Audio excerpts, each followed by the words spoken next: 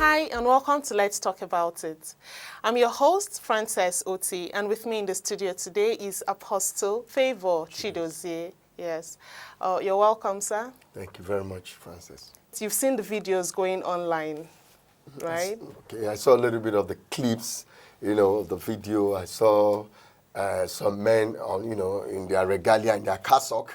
Anybody can wear such cassock, and claim to be a bishop or a clergyman. But in this regard, I think the way I saw the video clip is like they were bought crowd. There were people that they just they paid them off to come and just do something quickly and get out. We're not sure that they are real clergymen. They're not really bishops. We know the regalia of bishops. As children, as believers.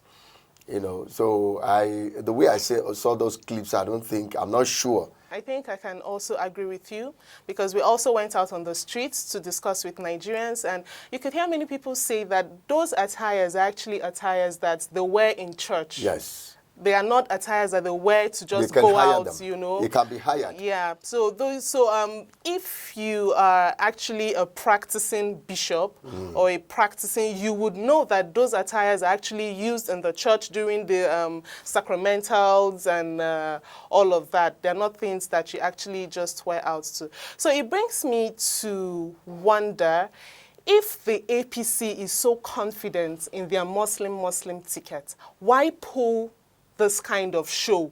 Why hire people to represent the Christian group if you are so confident in the Muslim ticket?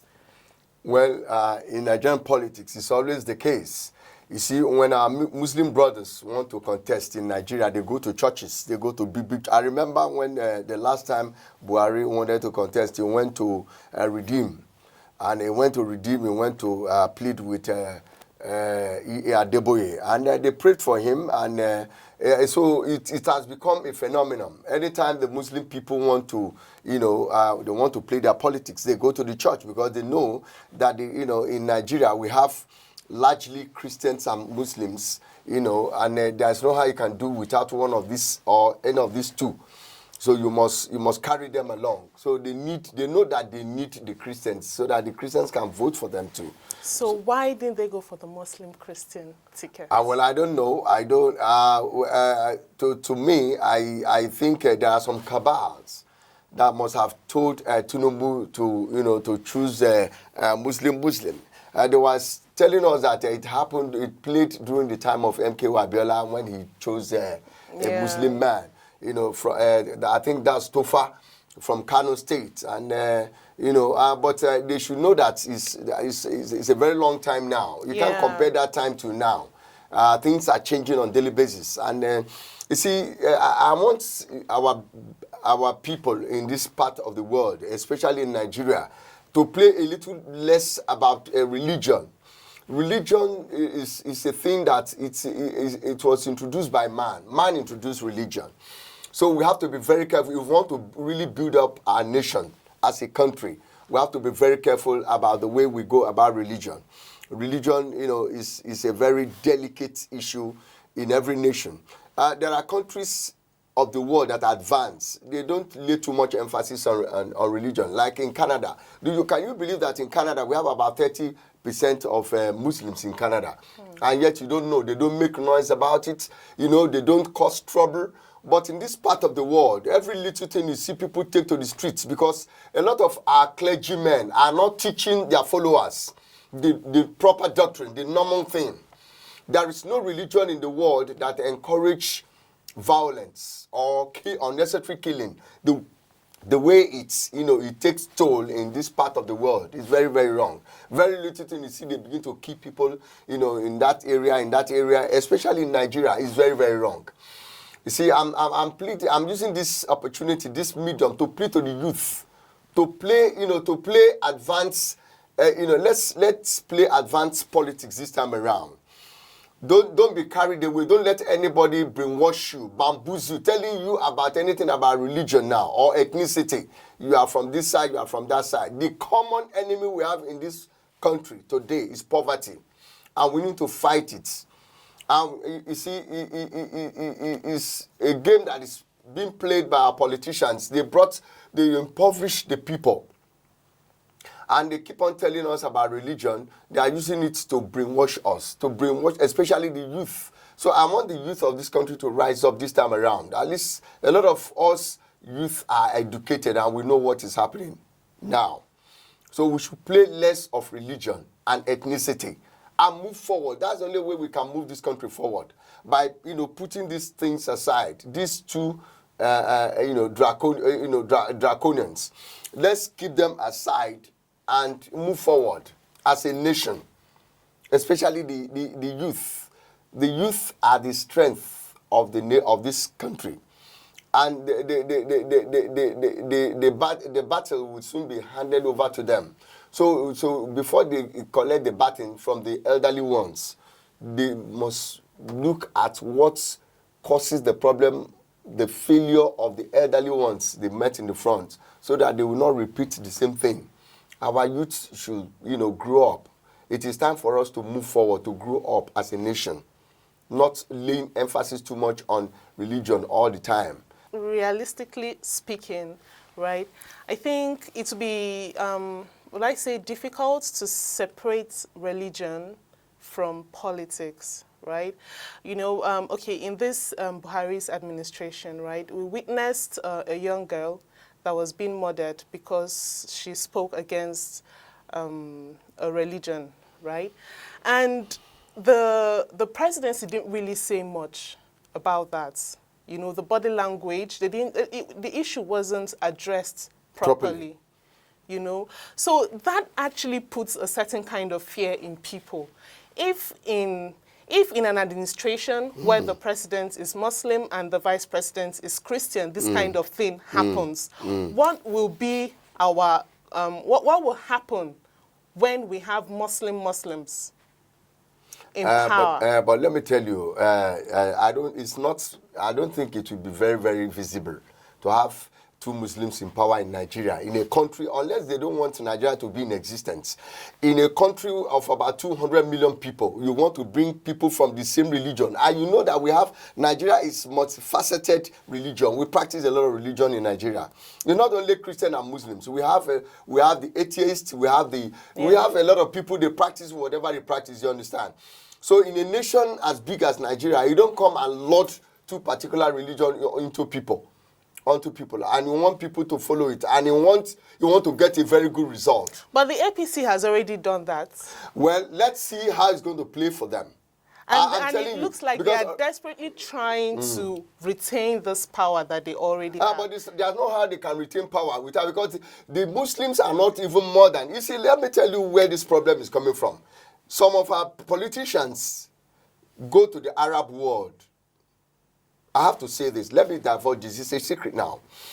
Some of our brothers go to the Arab world, convincing them, telling them that Nigeria is a Muslim nation, whereas it's a very big lie. Nigeria is not a Muslim nation. I want to use this opportunity to tell the whole world we are not a Muslim nation. Nigeria we practice a lot of religions here, and Muslims are not more in population than the Christians. I'm very sure of that. So giving people the world impression that Nigeria is a Muslim country, because some of our politicians use it as a medium to go and collect funds, resources from our Muslim brothers from the Arab world, because those ones are very rich and they are ready to sponsor any country that claims to be Muslim, Muslim in population. You understand? Yeah. So I think that is why these things is happening. Most of our leaders, our politicians, they go to the Arab world to collect money. They sponsor them. They help them. So before they give them conditions, and some of the condition is that this is what you do. This is what you do. This is what we want you to do. You understand? They give them conditions. I remember there was a time I lived in Jeddah. I lived in Saudi Arabia, so that is the cradle of Islam. So I know what I'm talking about. I'm not a novice. This is more than internal politics. Yes, it's more than internal politics. It's international. Because most all those dollars are flowing around. Those money, we don't have that money here. If we have it here, we'll not be begging for going to IMF looking for loans. So you can see that these guys, they have their way. of getting into outside this country, getting their funding, and they give them conditions. Nobody will bring out his money without giving you conditions. Yeah. So those are the conditions they give to them. That's why you see them, they playing this, pranks to us here. But I want to tell Nigerians, we need to grow up, especially our Muslim brothers. We need to grow up. We should practice our religion with cautiousness. You don't get up and kill a girl because he said she spoke against the prophet. It's wrong. There are so many other things they can do to her, but not to kill her. Yeah. No religion in the world encourage killing. No religion. All this killing they are doing here, these people doing this thing they are not Muslims. No true Muslim can kill anybody. I'm telling you the truth. No true Muslim person can take life. It's not possible. No religion teaches you to kill anybody because nobody you can't create a human being. So why should you destroy what you cannot create? If they really want peace to reign in Nigeria, because no religion or no human being has a monopoly of violence. That's what I tell people. Because I carry Bible does not mean that I will be looking at you and you come and slaughter me. It's not possible. If I have a way to defend myself, I do that. You are not the only person that can kill. So we should stop that. If we really want this country to move forward, we should stop on this unnecessary killing. Nobody encourages that. No right government encourages unnecessary killing. It's not normal. Yeah. It's not normal I think at all. It boils down to the government because when such things happen and then you don't penalize the perpetrators, you're empowering other people out to there continue to do doing what they do. Yes. Yeah, because they are going scot-free. There's no effective justice system in place to bring these people to book. Yeah, to book, you see, that's we need our government need to. In fact, they need to enshrine it in our. You don't kill anybody because of somebody blaspheme. You kill him. We are not practicing. We are not in old age. Yeah. We are in new dispensation. For God's sake, how can you kill your fellow human being because you say the person blaspheme? And maybe somebody that thing was a frame-up. It might even be a frame-up. Okay, how are we sure that thing they claim was real? Maybe it was a frame-up. Maybe somebody must have chased that girl and the girl refused. Yeah. And they just frame her up. It's true. Yeah, that's a possibility. No, it's very possible. This is Nigeria. Anything goes here. So it's very, very wrong. We should not tolerate that. Our Christian brothers should rise up against such things. There should be a lot of, do you know what it takes to take a soul? It's wrong. How can somebody, because some people have gun, some people don't have gun. So you think because you have gun, you have a barrel of gun in your hand, you can kill people, you can take people's life? It's very wrong. You are answerable for every blood that drops on the floor, we cry out. Yeah. Why? Why should you take a soul you cannot create? That's wickedness. And we should stop wickedness. We should stop it from every ramification of it. Nobody should encourage wickedness. Yeah. Nobody. No government should encourage that. I believe come 2023, we're all working towards making that change. Yes, we need a change, and we need people that are updated. We don't need all these old people that doesn't. We need people that are updated, people that can, people that are civilized. It's like barbaric. It's very, very barbaric for anybody, any society in this dispensation to encourage unnecessary killing. It's very barbaric. It's wrong. Yeah. If we truly have leaders in this country, such things should not happen. Never. Not in a country like Nigeria, where a lot of us are educated. Yeah. A lot of Nigerians are educated. Yeah. We are one of the most educated people in the world as a nation. So we can't, it's not everything we need to tolerate. For what? We can't be tolerating everything. It's wrong in this dispensation. When people are living in the moon, we are dwelling here talking about religion. Religion that was manufactured by man. We manufacture religion. God did not create us with religion. We manufactured it here on earth. So let us play it with wisdom. Yeah. So let us go back to what we were talking about, the Tinubu and Shettima, right? Yeah. So there's this air of arrogance and confidence around Tinubu. Like what I told you, forget about whatever Tinubu is. When a man is going to crash, sometimes, you have a kind of big arrogance, you are full of yourself. You think you can. Because he believes it's his turn, so it's like there's No, a trend. It's not his turn. Nigeria does not belong to Tinubu and his family. Nigeria belongs to the whole nation. So because Tinubu played it well with Buhari, when he needed his help and came to his rescue, does not mean that they can mortgage the destiny of 200 million people because of Tinubu. It's not possible. Tinubu is not the only person in Nigeria. We have a lot of people that are stakeholders in this country. They have paid a lot of prices and dues. So Tinubu is not the only person that have tried. He has tried when he was a governor in Lagos State. We respect his ideas and all that. But that does not mean that we will come and cause problems because it's his time. It's not his time. It's not anybody's time.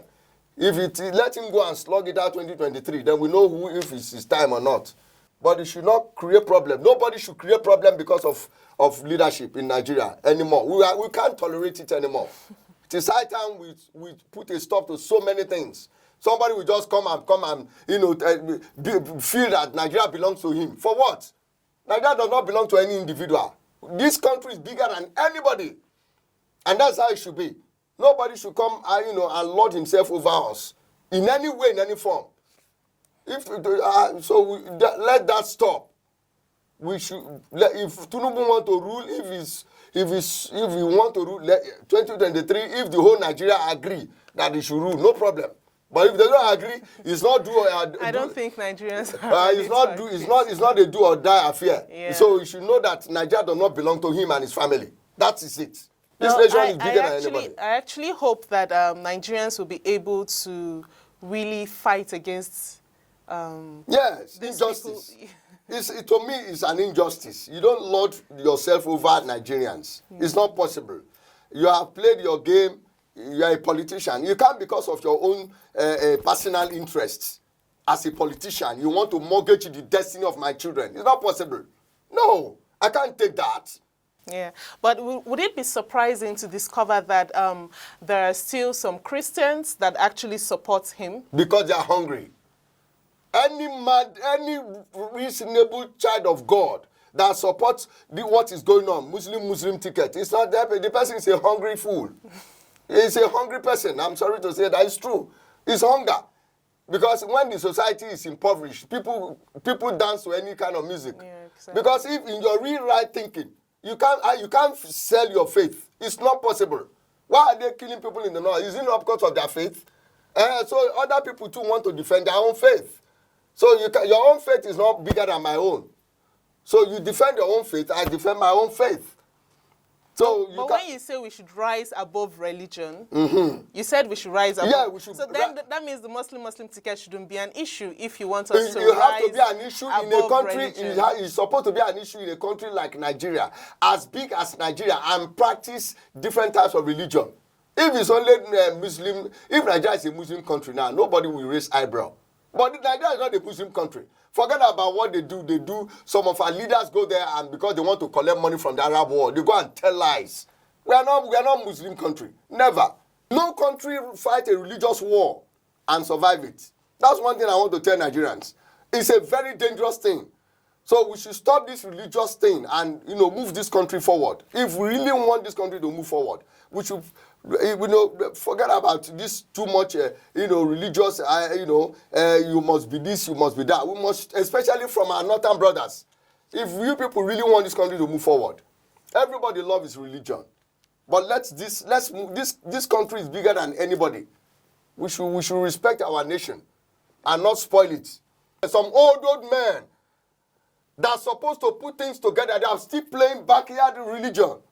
We have to stop that. We have to stop it. Our elders have to stop it. Our leaders have to stop it. Don't indoctrinate your children, giving them wrong impression of any religion. Every religion is important. Play your religion, I play mine. I don't lord your own don't lord your religion over me. It's not possible. I will never lord my religion over anybody. Please, so that there will be peace in this country. Nigeria is too big for anybody to destroy, please. Thank you very much for being on our show. Thank you, Thank you for joining us once again on Let's Talk About It. See you next time.